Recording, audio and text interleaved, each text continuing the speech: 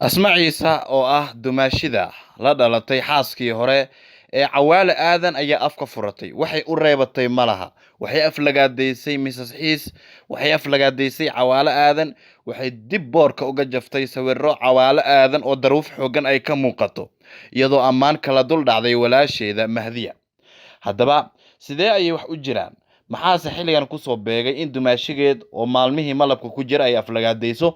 Muuqaalkan ayaad kaga bogan doontaa. Haddii ay tahay markii ugu horreysay oo channelkeen aad soo booqatay, nagu soo biir, subscribe dheh, gambaleelka furo, like, share iyo qaybta commentiga in fikirkaaga aad inoogu reebto hanaga ilaabin.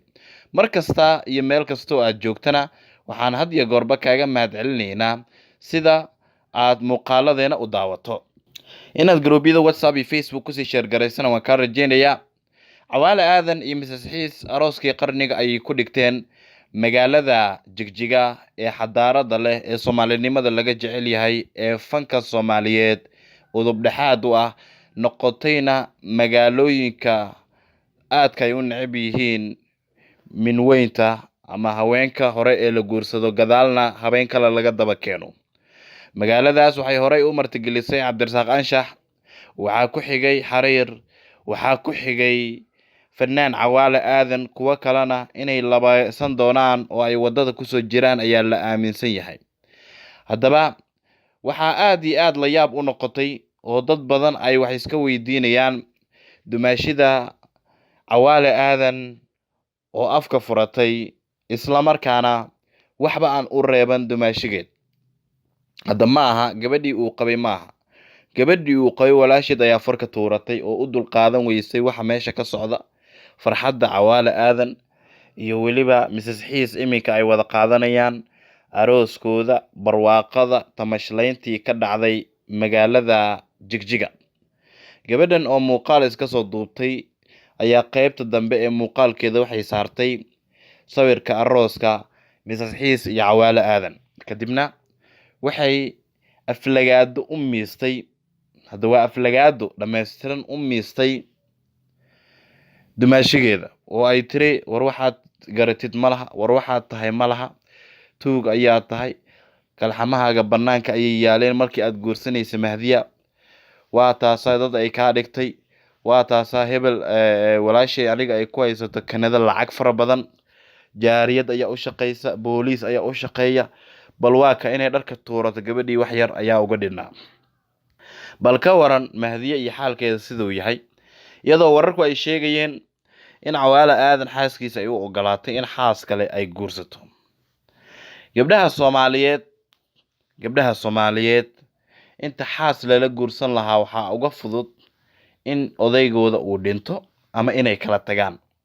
Marar badan aan arkay oo su'aalo la weydiiyey gabdha Soomaaliyeed oo la leeyahay war ninkaaga inuu dhinto iyo inuu xaas labaad kula guursado ayaa jeceshahay, waxay ku leedahay inuu dhintaan jeclahay. Maxaa yeelay meel loo raac uu leeyahay laakiin xaas labaad aniga uma dulqaadan karo. Runtii gabadhan sharafta iyo sumcadda dumaashigeed meel ayay uga soo hartay, si xun ayay u karbaashtay, walaasheed ayayna ka shidaal qaadanaysaa. Laakiin Mahdiya muuqaal ay iska soo duubtay iyo cod ay iska soo duubtay lama hayo, inkastoo ay muuqanayso in qasab ay tahay in maseer uu jiro. Horta yaa loo maseeraa, qof la jecel yahay ayaa loo maseeraa. Mahdiyana waa qasab inay u maseerto Cawaale Aadan. Waqti adag ayay isla soo qaateen, Kanada ayay ku sugan tahay, waxaana runtii dad badan ay aad ugu cambaarayeen, habeenba ha u badnaadaanee Cawaale Aadan in gabadha halkii biyaha qaraar haddii ay isla soo cabeen biyaha macaan ay isla wada cabi lahaayeen xaas kale uu ka daba keenay ay tahay micnaheeda in Cawaale uusan balan lahayn, in nin dhan oo balan uusan lahayn, in xaasaskii loo sheegayo war nin axsaan ha u falina, nin biri ayuu idinka daba keenaya hadduu lacag yar hele, axsaan ha u falina. Horta qofka ninka ragga ah ilaahay afar buu u baneeyey, waa sax, laakiin haddii uu awoodo way qurux badan tahay in uu guursado. Waxaad arkaysaa nin gaari gacan wada ama dukaan yar haysta amaba shaqo aan haynin oo xaas koowaad guursaday, dhibaato haysata, caruurta diifka ay cunayaan, xaas labaad guursanaya oo daruuf ay jirto. Inkastoo guurkaba dabcan loo arko oo diintu ay leedahay haddii aad badisaan waxaa baxaya faqriga, haddana waxaa habboon inaad ka fakarto wixii ma daberi kartaa, wixii adiga awoodeeda ma leedahay in gebi ahaanba aad meesha ka saarto, in gebi ahaanba aad meesha ka saarto daruufaha jira. maanta haddii aad gabar Soomaaliyeed la guursato xaaskaaga, ugu yaraan haddii aan iraahdo waxa ugu fudud ee adiga lagaa doonayo waxay tahay in maseertir aad bixiso, guriga bedel, dahab gad, dhibaato dhan adiga kusoo wajahaysa.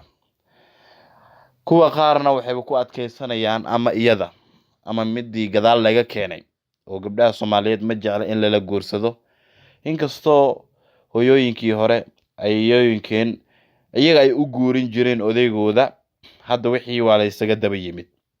marka la yaab ayay noqotay gabar dumaashigeed intay baraha bulshada soo istaagtay baalaha ka rifaysa, isaga iyo xaaskiisa cusub aad u aflagaadeynaysa, aflagaado u miisaysa xaaskiisa cusub oo ay leedahay war ninkan ma gadatay, mahdiye ayaa kaa sharaf badan, mahdiye ayaa kaa dhaqaale badan. runtii la yaab, ani hadda ka hor maanan arkin, wax dhici kara way tahay, laakiin cawaale aadan xaaskiisa inuu ku faraxsan yahay ayuu muujiyey. cawaale aadan mogtahay ragga waxaa jira kuwa dhuudhuumasho ku guursada, dee aan khudbad siraysan oo yaa habeenkiina aniga xaggaas ayaan ahay, maalinkii waan ku imaanaya, kuwa dhaha way jiraan oo baqdin ay ka qabaan xaaskooda awgood u sameeya arrintaas. laakiin cawaale aadan meel babliga ayuu ku dhigtay arooskiisa, fanaaniin badan ayaa kasoo qayb galay, cabdirasaaq anshax ayaa joogay, waxaa joogay cabdikariin cali shaax ayaa joogay, gabdho fara badan oo fanaaniin ahoo reer jigjiga iyo reer somaliland ayaa joogay. waa wax public ah. marka wax publica qofka markuu sameynayo waxay micnaheedu tahay in raali laga yahay. cawaalo dhudhuumasho kumuusan guursan, wuxuuna horey u muujiyey in xaaskiisa ay isjecel yihiin, laakiin dumaashadiis hadalka kasoo yaray wuxuu muujinayaa in meesha farxad aysan oolin, oo cawaalo uu yiri dee farta aan doono ayaan qorayaa.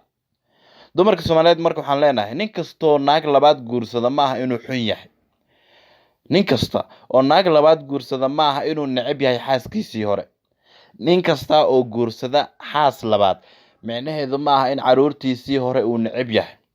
ka qaleeya oo karbaashka ka joojiya. meel walbo cawaale ayay gabdhihii soo dhiganayaan, way aflagaadeynayaan, wax walbay ku sameynayaan.